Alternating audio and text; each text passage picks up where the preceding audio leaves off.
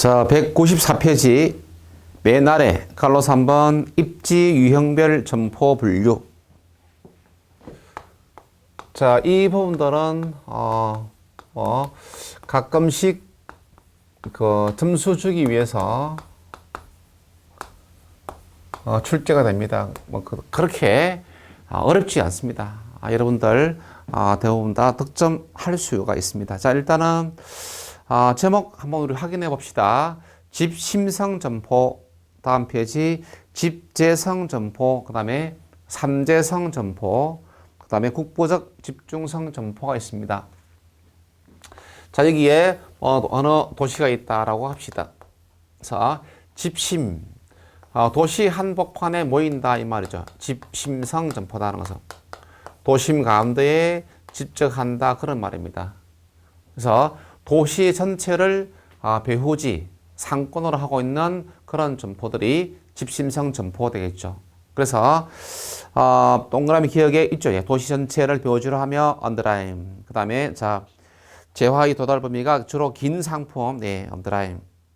자, 그 다음에 다음 페이지 그런 것들이 백화점, 도매상 있죠. 쭉 언더라인.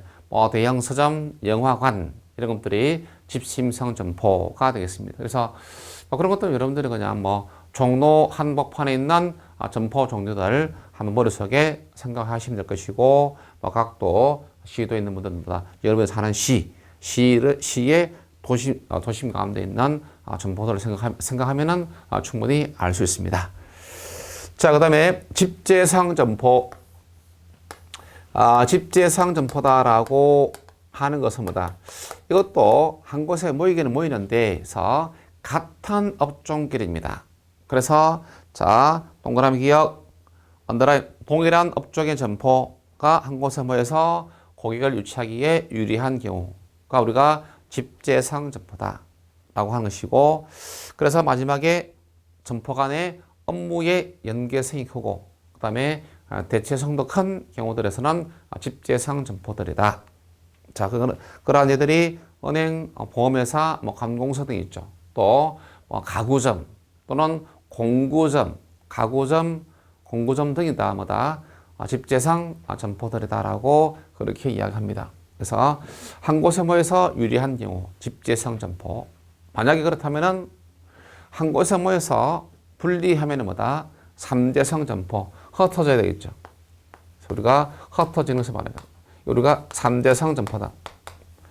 한 곳에 모여서 분리하면은 흩어져야 되니까 삼재성 점포. 그래서 상권의 범위가 크다 작다 작기 때문에 분산 입지에서 유리한 경우를 이야기합니다. 자, 그러한 것들이 그냥 우리 동네 주변에서 볼 수 있는 잡화점, 세탁소, 어물점, 기타 등등 이런 것들입니다. 자, 그래서 이렇게 집심성, 집재성, 삼재성 있죠.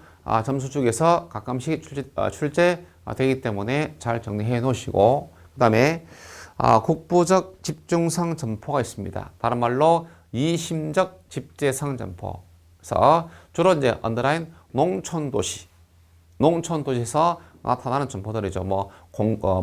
농기구점이다, 석재점이다, 종묘점이다. 이런 것들은 되게 농촌도시에서 중심부에서 약간 벗어나가지고, 그러니까 저는 어렸을 때 보니까 그 시외버스 터미널 가는 길에 그런 쪽이 많죠. 어떤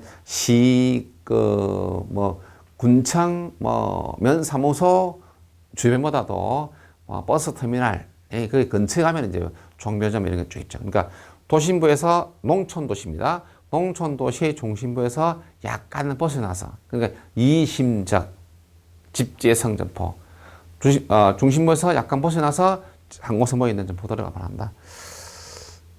그래서 이제 그런 것들 종교점하고, 예. 어렸을 때 저희 아버님이 이제 저희 아버님은 참고로 선생님이었습니다. 했는데 이제 취미 삼아서 이렇게 이제 시약 같은 거 사는 거 기억이 나는 거니까, 예. 자, 그 다음에 상품 종류에 따른 점포의 분류가 되겠습니다. 두 개. 자, 이것도 역시 출제가 되는 포인트들입니다. 그래서 편의품점이다. 그 다음에 또 선배품점이다. 선매품점이다. 예. 그 다음에 또 전문품점이다. 예. 자, 그냥 편의품, 일상생활용품을 판매하는 점포, 예, 그 다음에 선매품을 판매하는 점포, 전문품을 판매하는 점포다. 그런 겁니다. 자, 그래서 먼저 편의품 보니까 뭐다? 예, 뭐 동그라미 기억. 자, 그 다음에 또, 예, 이때 이제 이때 상품의 도달거리죠. 예, 상품의 도달거리. 그래서, 재화 할까요? 예. 재화의 도달거리 할까요? 예. 뭐, 편의품점, 멀다, 가깝다, 뭐, 가깝죠. 예. 이거 암기하는 거 아닙니다. 예. 암기하지 마시고, 예. 자, 재화의 도달거리, 편의품점, 가깝다. 예. 뭐, 좀 멀죠? 예. 선매품점, 네. 자, 그 다음에 뭐, 전문품점도 멀고, 예. 자, 그 다음에 또, 기본적으로, 예. 자, 가격 수준이 되겠습니다. 그럼 일상생활용품이니까 높다, 낮다, 낮다.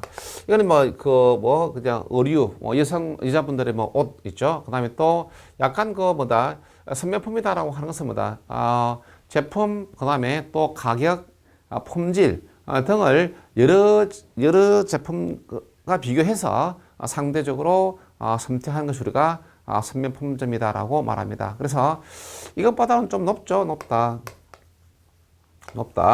그 다음에 이 전문품보다 아주 유명 상표품을 말하니까 아주 높다. 매우 비싸다. 매우 높다. 예. 이렇게 보면 돼요. 이런 거 우리가 암기가 아니죠.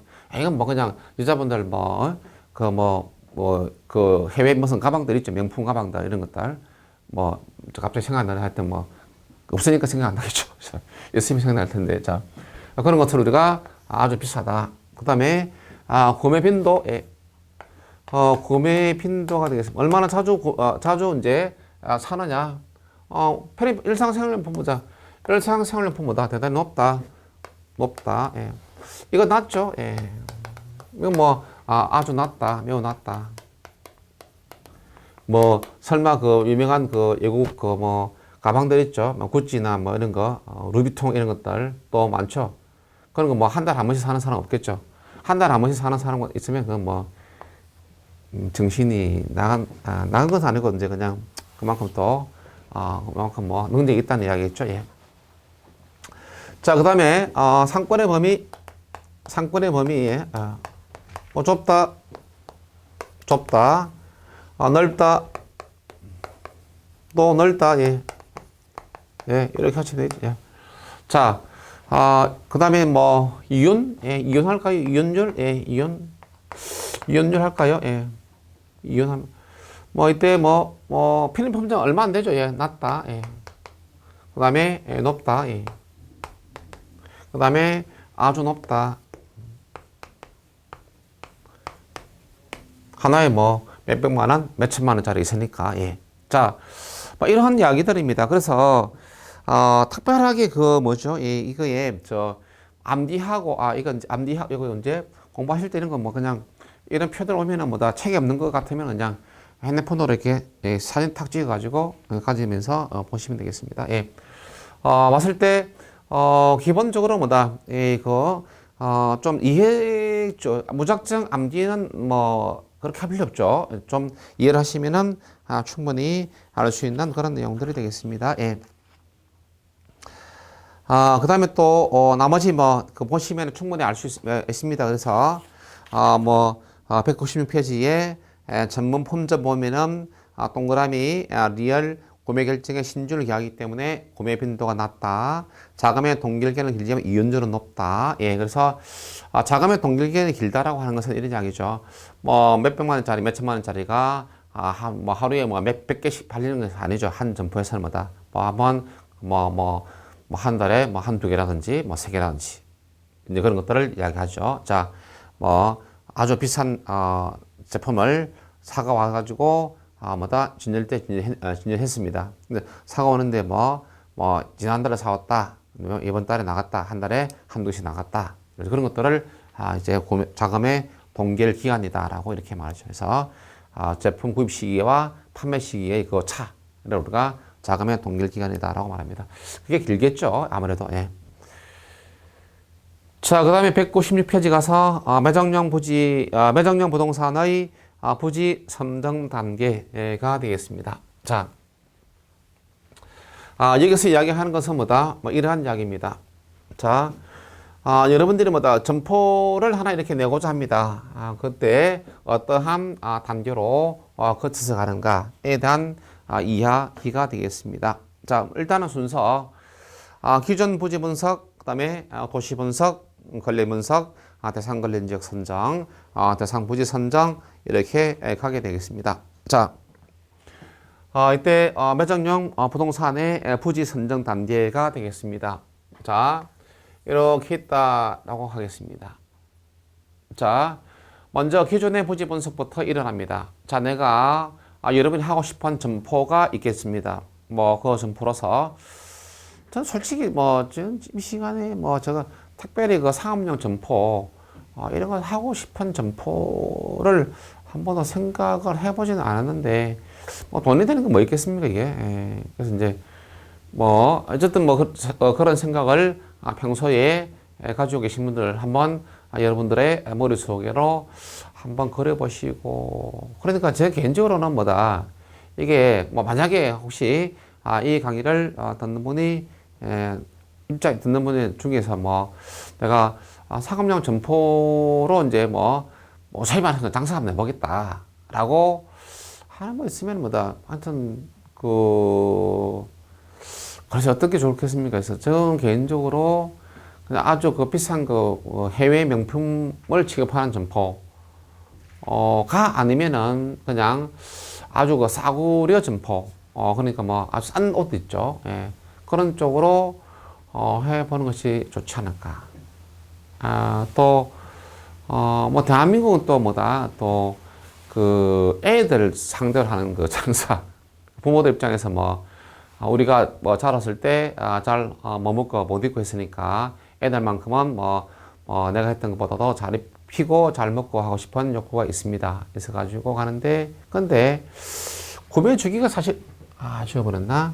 구매 주기가 너무 길면은 뭐다 자금 회전이 떨어지니까 그런 것도 생각해 가지고 하면은 뭐다 그러면 일단 뭐 가격이 좀 싼 거 낫죠. 한 벌에 뭐 2,000원짜리 옷 같은 거, 예, 그런 거 사면 이제 뭐 400원 받아와가지고 2,000원 팔면은 뭐 5배 장사인데, 예, 괜찮죠. 예. 자, 그래서 어떤 기존 부지다. 자, 먼저 기존 좀 봅니다. 예. 기존 부지 분석부터 한다. 자, 내가 이제 아주 그 싼 옷가게 의류점을 하고 싶다. 그래서 내가 하고 싶은 의류점과 같은 업종의 점포를 하나 샘플링 해가지고 해서 자, 그 부지에서 가게 하나, 점포 하나 운영하는데 최소한도 자, 고객 수가 어느 정도인지를 파악을 하는 겁니다. 됐죠? 예. 그래서 요 생산비 정도만 안 남기는 점포, 고객 수가 어느 정도 되는지를 파악을 해보고, 그 다음에 자, 기존 부지 분석이 끝이 났습니다. 그 다음에 자, 도시 분석으로 가는 거죠. 자, 이러한 도시 분석에서는 뭐다? 자, 만약에 이제 이때 자, 뭐 A 도시가 좋으냐, B 도시가 좋으냐, 그걸 또 알아봐야죠. 그래서 역시 이제 뭐 예를 들어서 뭐 A 도시다. A 지역의 A 도시에 이렇게 보니까 순환가 분석해 보니까 영보다 크더라. 크면 뭐다? 그래서 기존의 부지, 기존의 점포가 있어도 추가 입지가 가능하다라는 결론을 우리가 알 수 있습니다. 즉, 도시 분석에서 순환가 분석을 통해 추가 입지의 타당성이 있느냐 없느냐를 갖다가 판단할 수 있는 거죠. 자, 그래서 A 도시가 충분히 가능하다라고 판단이 되면 뭐다? 이때 걸린 지역이죠. 그 대상 도시 내에서 걸린 지역을 분석합니다. 자, 여기 전체 A 도시다. A 도시를 갖다가 자 그냥 걸린 지역 그냥 하는 이야기죠. 4개의 걸린 지역으로 이렇게 분석을 이렇게 나누어 가지고 걸린 지역 분석합니다. 자, 이러한 걸린 지역 분석을 통해서 그 걸린 지역이죠. 그 걸린 지역 내에서 주민들의 지출 가능 금액이 얼마나 되는지를 갖다가 추계해 봅니다. 자, 내가 의료점을 내고자 하는데 걸린 1지역에서의 주민들이 월 보니까 월 10억 정도 쓰더라. 예를 들어서 걸린 2지역 보니까 2지역 보니까 월 9억 정도 쓰더라. 3지역 보니까 12억 쓰더라. 4지역 보니까 한 7억 쓰더라. 예를 들어서 이게 주민들의 가능 지출 금액입니다. 자, 그것을 추계해 놓습니다. 그 다음에 그래서 대상 걸린 지역이죠. 대상 걸린 지역을 선정해야 되겠죠. 자, 선정할 때 뻔한 겁니다. 기존 부지 분석에서 최소 요구치를 알아봤습니다. 그 다음에 걸린 지역 분석에서 주민들의 지출 가능 금액을 추계해 봤습니다. 자, 그러면 내가 1, 2, 3, 4 중에서 어디로 갈 것이냐? 뻔하죠. 주민들의 지출 가능 금액이죠. 지출 가능 금액에서 최소 요구치를 뺀 금액이죠. 이게 가장 큰 곳이죠. 가장 큰 곳이 좋은 지역이겠다. 그냥 예를 들자면은 이 경우에 걸린 3지역이 가장 좋겠다. 예를 들자면. 자, 그래서 이 걸린 지역이 이제 선정됐습니다. 그 다음에 당연히 그거 지역내에서 부지를 선정해야겠다는 이야기죠. 자, 그러한 순서로서 이렇게 결정이 되는 것입니다. 자, 부지를 선정할 때 대상 점포, 점포의 수익이죠. 그 점포의 수익뿐 아니고 회사 차원이라면 회사 전체죠. 회사 전체의 입장도 고려해서 결정을 하는 것이 바람직하다. 그런 이야기입니다. 왜냐, 예를 들어서 걸린 3지역이 여기가 좋기는 하다.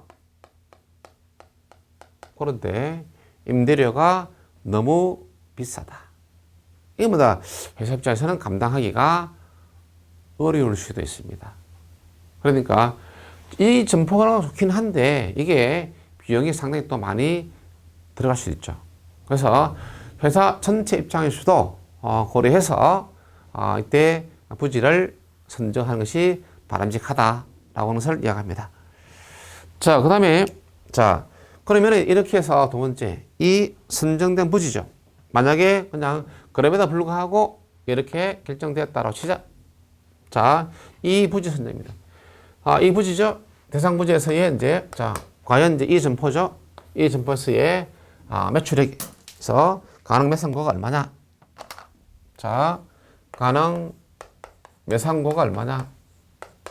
갖다가 추계해 봐야 됩니다. 됐죠? 그 추계 방법이 197페이지 있는 가능 매상고 추계 방법 1. 비율법 2. 유추법 3. 중력 모형 4. 회귀 모형. 자, 그런 것들이 이제 여기서 하는 이야기들이죠. 자, 먼저 비율법. 자, 비율법은 보시면은 가장 주관성이 가장 많이 개입되는 방법 첫 번째 문장에다가 언더라인.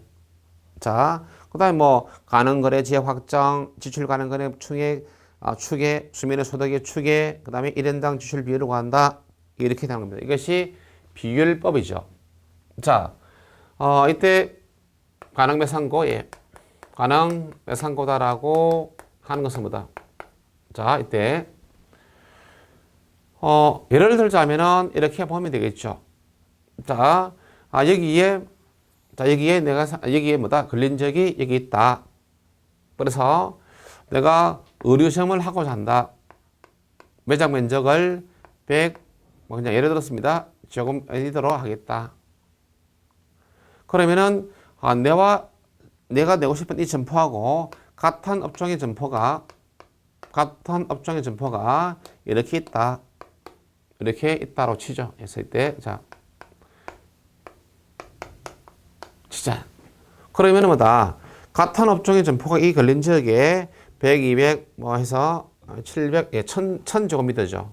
그러면 1000 제곱미터 중에 내 점포 면적이 100이다. 그런데 이 지역 내에서 이때 자, 주민들의 지출 가능 금액, 내가 하고 싶은 그 점포에 같은 점포에 쓰는 금액이 뭐다? 2억 정도다. 그러면은 뭐다? 이 경우에 하니까 싶으니까 월 매출이 2천만 원이다. 이렇게 하는 거죠. 이것이 뭐다? 비율법. 그 걸린 지역의 전체 매장 면적분의 해당 점포의 면적 비로소. 자, 이렇게 예를 들자면은 이렇게 가는 것이 뭐다? 이것이 가락매상고. 2억은 뭐다? 2억은 뭐다? 총 지출 가능 금액. 그거 지역 주민들이 되겠죠? 예. 자, 그래서 이건 뭐 별로 바람직하지 않죠. 무슨 이야기냐? 자, 이거 보시면은 뭐다? 아니, 저 매장 면적 100 제곱미터가 여기 있을 때하고 밴돌이 여기 있을 때하고 똑같이 100이 있다. 매장 면적은 똑같이 100이 같습니다. 그런데 위치가 다르죠. 중심부고 밴돌입니다. 그럼 어느 쪽 며칠 많다? 이쪽 며칠 많죠. 면적은 같아도 점포가 중심부에 있느냐, 밴돌에 있느냐에 따라서 매출이 같다 다르죠. 그래서 아까 뭡니까? 주관성이 많이 개입된다라고 하는 거죠. 별로 정확하다라고 볼 수는 없습니다.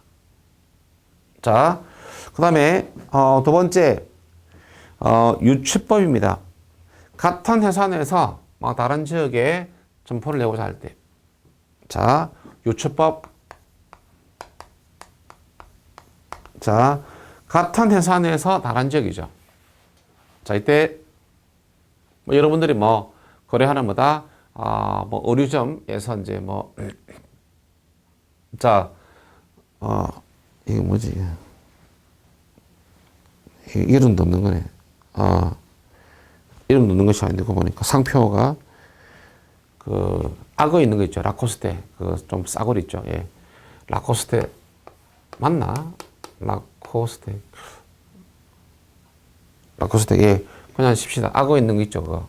자, 거기에 이제, 그냥 이렇게 합시다. 예. 자, 여기에서 뭐다? 자, 만약에 이제 이때, 라코스테에서, 이때, 자, 아무것이나 이제 이때, 어느 정도,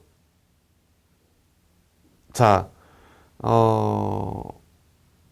그냥, 제가 서울 특별 시민이 아니라 가지고, 자, 서울에 있는, 여기가 광진구 하고, 자, 그 다음에 경기도에 있는, 이 좀 차원이 다른 이야기인데, 그냥 서로 다른 지역이다 하시고, 그냥, 예. 비슷한 지역이 돼야 되는데, 자, 서울특별시하고 경기도 특별시민하고 경기도민하고 사회적 지위가 다르죠. 국민으로서 지위는 같지만은, 자, 농담입니다. 예. 자, 이렇게 했을 때, 자, 라코스테에서 뭐다? 예. 같은 회사에서, 자, 광진구에 현재 기존에 점포 있습니다. 자, 그래서 이걸 안양시에다가 내고 싶다. 그때 유추법을 합니다. 왜냐니까, 요 상권이 있겠죠. 관련 지역이 있으면. 그러면 여기서 인구 밀도라든지, 소득이라든지 따져가지고, 그 다음에 안양시도 마찬가지. 따라서 서로 비교해서 뭐다. 여기서 보니까 월 매출이 1억 정도니까, 그래서 여기로 가면은 보니까 한 9천 정도는 나오겠다. 예를 들자면은.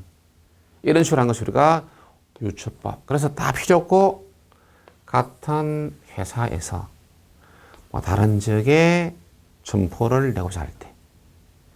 자, 같은 회사에서 다른 지역에 그때 유출법으로 갈 수 있다. 그것이죠. 자, 그 다음에 세 번째 보니까 중력 모형이죠. 중력 모형법 되겠습니다. 자, 중력 모형법은 유출법과 반대입니다. 반대. 자, 아까 유출법은 같은 회사에서 라코스테 상표 이름이 회사 이름 아닙니다. 그 정도는 저도 압니다. 그런 거 하는데 회사를 몰라요. 라코스테는 상표 이름이죠. 예. 브랜드. 예. 자, 그건 치우고, 예. 유출법은 뭐다? 같은 회사에서 다른 지역에 내고야 할 때. 이 중력 모형은 뭐다? 같은 지역 내에 여러 경쟁업체가 있을 때. 다시 한 번 더, 중력 모형은 한 지역 또는 같은 지역 내에 여러 업체가 있을 때. 다르죠, 그러니까. 자, 여기가 서울의 강남이다. 라고 하죠. 강남구 어느 지역이다. 자, 여기 보니까, 예, 많은 의료점들이 있더라. LG도 있고, 예. 있는지 모르겠는데, CJ도 있다, 치자. 제일모직도 있다, 치자. 이런. 이게 바뀌었나? 모르겠습니다, 진짜. 자, 그렇게 됐을 때, 다수의 경쟁 점포가 있죠. 있을 때, 내가 이런 곳에다가 하나 대상 점포를 내고 싶다. 그렇게 했을 때 어떻게 하느냐? 자, 그러면은 이러한 경쟁 점포들에 대해서 알아봐야 되겠죠. 즉, 이 경쟁 점포들에 대한 이때 이론적 매상고를 추구합니다. 자, 이 이론적 매상고는 네, 우리가 랠리죠. 랠리의 소매 인력 법칙이다. 그 다음에 또 허퍼죠. 앞에서 배웠습니다. 예. 허퍼의 소매 지역 이론 등에 의해서 이론상 보니까 월 매출액이 10억이더라. 예를 들어서 자, 그러면 이론상 이렇게 허프의 확률 모형 랠리의 소매 인력 법칙에 의해서 보니까 월 10억이더라. 라고 계산되었습니다. 그런데 이거는 이론적이죠. 계산해 보니까. 그런데 실제 이 점포의 매상고를 알아야 됩니다. 수단 방법 안 가리고 알아봐야 되겠죠. 세무서를 통해서 알아봤는데 어쨌든 간에 자, 그러면은 이론적 매상고하고 실제 매상고죠. 이론적 매상고와 실제 매상고가 같다 다르다 다르겠죠. 너무 다르게 너무나 당연하다는 것이죠. 이때 고기다. 차이가 나는 건 당연합니다. 똑같을 수 없죠. 자, 그래서 허프 공식 대입했을 때하고 그 다음 실제 매상고가 다 같을 수 없죠. 그냥. 예. 그래서 보니까 이때 다르다. 차이가 나는 부분 있죠. 요 차이가 나는 부분. 이 차이가 나는 부분을 수정합니다. 그 수정하는 개수를 우리가 수정 이미지 개수다라는 것이죠. 이걸 잘 정리해냅니다. 그래 놓고서 대상점포, 그래 놓고서 대상점포, 자, 대상점포의 가능 매상고죠. 만약에, 허퍼의 공식을 썼다. 만약에, 그래 놓고서, 허퍼 공식에도 여러 가지 개수가 있습니다. 있는데, 요 수정 이미지 개수 가지고서 이 공식에다가 대입을 해서 정리하면은 대상점포의 가능 매상고가 나오게 됩니다. 아시겠죠? 자, 이것이 중력 모형법이다. 그래서 이 중력 모형법에서는 다 필요 없고 어차피 우리가 치는 시험보다 객관식입니다. 객관식이니까 자, 이렇게 보면 되겠죠. 자, 동그라미 니은의 이론적 매상고, 동그라미 디귿의 실제 매상고와 차이가 날 수 있다. 그 다음에 수정 이미지 개수 있죠. 즉, 이론적 매상고다, 실제 매상고다, 수정 이미지 개수 등 이런 말이 들어가면 무조건 중력 모형법이다라고 하는 이야기가 됩니다. 그 다음에 같은 지역 내에 다수의 경쟁 점포가 있을 때, 같은 지역 내에 다수의 경쟁 점포가 있을 때 어떤 법? 중력 오형법이다. 그렇게 말하면 되죠. 객관식. 또 여러분들 뭐 그냥 논문 쓰는 것도 아니고 하니까 그냥 득점만 하면 되겠죠. 득점. 자, 그 다음에 회귀 모형이죠. 자, 회귀 모형 되겠습니다. 예. 회귀 모형법은 뭐다? 회귀 분석법에 의해서 우리가 하게 됩니다. 그래서 매상고죠. 매출액에 영향을 주는 변수들입니다. 매출액에 영향을 주는 변수들이 있죠. 이때 자, 매장 면적이다. 뭐 또 그다음에 뭐 인건비다. 또 여러 가지 있을 것입니다. 알겠습니까? 자, 그러한 변수들에 매출액에 주는 변수들입니다. 이 변수들인데 이 변수를 자 하나로 하느냐 하면은 한 개로 쓰면 뭐다? 단순 회귀 분석이고 이 변수를 두 개 이상 쓰면 뭐다? 다중 회귀 분석이다라고 말합니다. 그래서 이러한 뭐다? 이 독립 변수를 하나로 할 때 단순 회귀 분석, 여러 개 할 때를 다중 회귀 분석인데 그런 건 다 필요 없고 그냥 자 대상 점포의 매출액에 영향을 주는 독립 변수죠. 그 독립 변수를 찾아서 잘 컨트롤하면 뭐다? 또 매출액도 조정할 수 있는 것입니다. 그래서 특징은 자 대상 점포의 가능 매상고를 직접 추계했다. 자, 그게 있습니다. 예. 자, 예. 198페이지 가서 자, 예. 맨 뒤 줄이죠. 예. 198페이지 맨 뒤 줄에 자, 언더라인 대상 점포의 매상고 거기다가 박스입니다. 유사 점포의 매상고가 아니고 대상 점포의 매상고에 영향을 주는 변수가 독립 변수. 그러니까 대상 점포의 그 매출액을 직접 추계를 한다는 것입니다. 자, 우리가 비율법이다, 유출법이다, 중경보행법이다, 유사 점포, 경쟁 점포로부터 매출액을 갖다가 산정해 와서 대상 점포의 매출액을 구했는데 회귀 오형법은 대상 점포의 매출액을 직접 추계한다는 것이 하나의 특징입니다. 자, 그렇게 정리하시고 나머지 뭐다? 예, 체크리스트라든지 뭐 현금 수지 우리가 물론 뭐다?